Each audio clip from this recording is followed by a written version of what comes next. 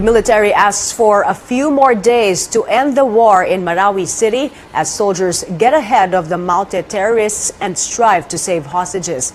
George Cahiles has that story.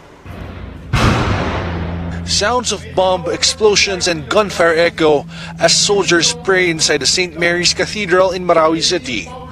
It's the first mass celebrated inside the Catholic Church since the war broke out in May. Joint Task Force Marawi Commander Rolly Bautista and Joint Task Force Trident Commander Danilo Pamonag joined the troops in prayer. The St. Mary's Cathedral is a parish of rescued hostage Father Chito Soganob. Before the military recovered the church, members of the mounted group posted a video desecrating the holy site. It's very symbolic na first time na nagkaroon tayo ng Misa na pinamumunuan ni General Bautista at saka General Pamonag. And this is also very timely that this is the feast of Saint Therese. Saint Therese, the child of Jesus, which is also the patron saint of the soldiers. Armed Forces Western Mindanao Command Chief Carlito Galvez again says they would need a few more days to finish the war in Marawi City. Defense Secretary Delfin Lorenzana earlier said it will all be over by the end of September. But Galvez says the area of combat is still as big as 2 to 3 football fields and the terrain is highly complex. Significant control na nakukuha natin doon sa area. Even nga yung sa Bato Mosque, nakapaglakad na yung mga na freely ang ating mga tropa. Realistically, we will ask for some leeway. Galvez, however, says the troops are on track as only 50 remaining mounted fighters are left standing. The primary aim is still to rescue the remaining 43 hostages. From Marawi City, George Cahiles, CNN Philippines. Senate Committee on Economic Affairs Chair Sherwin Gatchalian is pushing for the Marawi Rehabilitation Fund to be included in next year's budget. Gatchalian met with local and military officials in Marawi to discuss the city's economic recovery once the war is over. Authorities say they need at least 47 billion pesos to rehabilitate the city.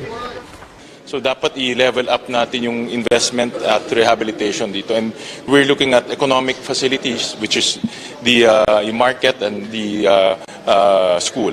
First of all, i-analyze natin kung ano ba yung mga priorities at mahabol na at malagay sa budget. Meanwhile, Vice President Leni Robredo thanks those who continue to support the rehabilitation of Marawi. During last night's benefit concert at the Araneta Coliseum, Robredo said these activities send a huge message to displaced Marawi residents. Ito kasi yung kagandahan nitong particular event na to, parang yung mga individuals na nag-come together, Christians and Muslims alike. Kanina kausap ko yung ilan sa mga IDP, yung sinasabi nila parang yung kahalagahan nito para sa kanila, hindi na lang yung amount of money na malilikom para sa kanila, pero the fact na nakita nila na everyone is here para makiisa, makiramay sa pinagdadaanan nila, parang enough na yon para mag-lift ng kanilang spirits up. Sad news in the broadcasting industry. Veteran radio newscaster Joe Taruk has died. He was 70. His son, Jay Taruk, confirmed this on his Facebook page.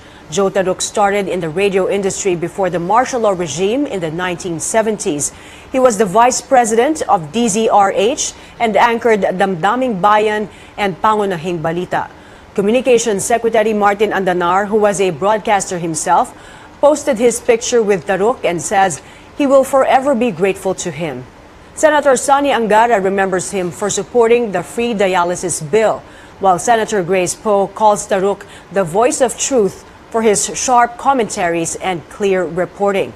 Malacanang also offered sympathies and recognized Joe Taruk's contribution to the industry. When the newsroom returns, we take a look at efforts to clean up the ranks of the Caloocan City Police Force and find out why the government's anti-drug agency supports the medical marijuana bill. We'll be back after a quick break. Keep it here on CS. This is Lord Vil Acopio. He was one of the hostages of the mounted group and was rescued together with Father Chito Soganob. Acopio, a math and history teacher in Dansalan College, recalls the day they were captured by the terror group. Sabi nila, susunugin namin to kapag hindi kayo lumabas. So nakita na namin sinusunog na yung main building namin sa taas. For example, main building sa taas, sa baba kami. Sinusunog na. It means they are serious kung ano sinasabi nila. Kasi sinusunog na nga nila eh. Tapos lumabas kami. Sabi, surrender your gadgets or any electronic devices. So sinurrender na namin sa kanila. Tapos yun sabi nila, ililipat namin kayo kung saan kayo safe. So, pinalabas kami, tapos kinonfirm kung Maranao ka or Christian ka by the way you speak. Pinalabas yung mga Maranao, sabi na, sasabihin nyo to sa mga officials nyo or military na nakuha namin yung mga teachers nyo or co-teachers nyo. Ganyan.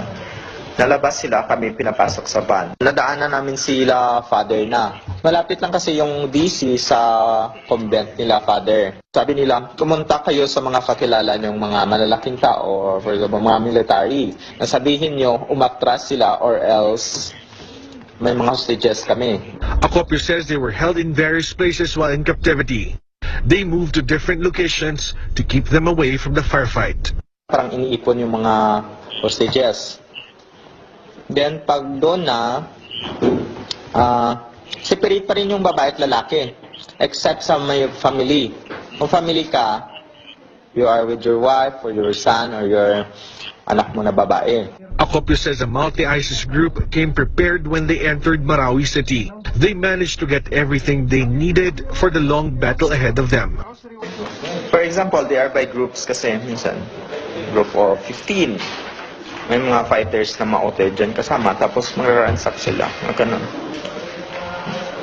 Yun yung purpose na sinasabi nila, bullets and whatnot. Pero siyempre, kasama na din yun siguro in case na may makita na mga pera. Si Omar mismo nagsasabi kasi na lahat ng bahay dito sa Marawi may baril as well as bala.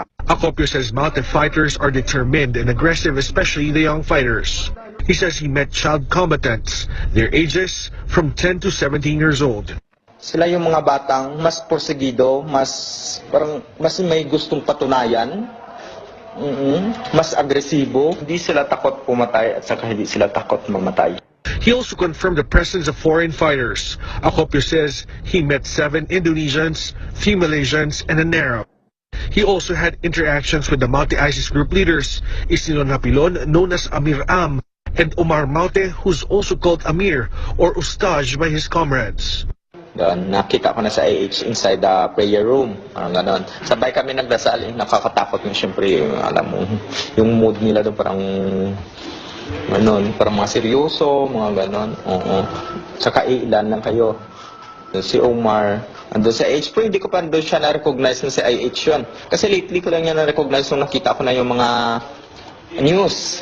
Kasi na-download nila yung mga news from the TV, tapos sinisave nila. Tapos pinapanood nila or minsan, parang pinapasahan nila, ay, patingin yan ang news na ganyan.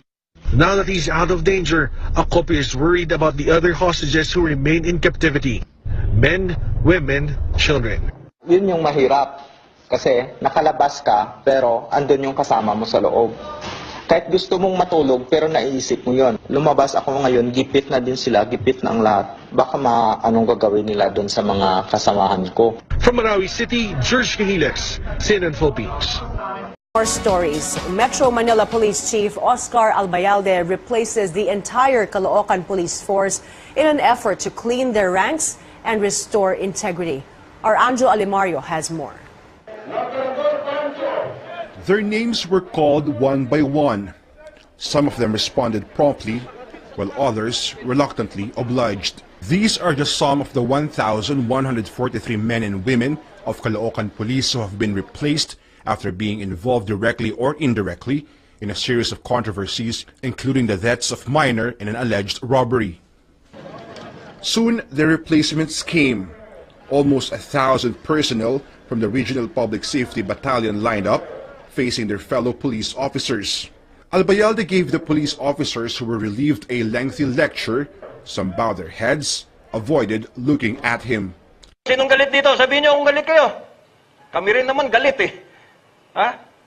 Kung bakit hanggang ngayon, despite yung effort natin, despite yung sinabi ng Chief PNP na yung internal cleansing natin, and yet, ganyan, meron pa rin nangyayaring ganun.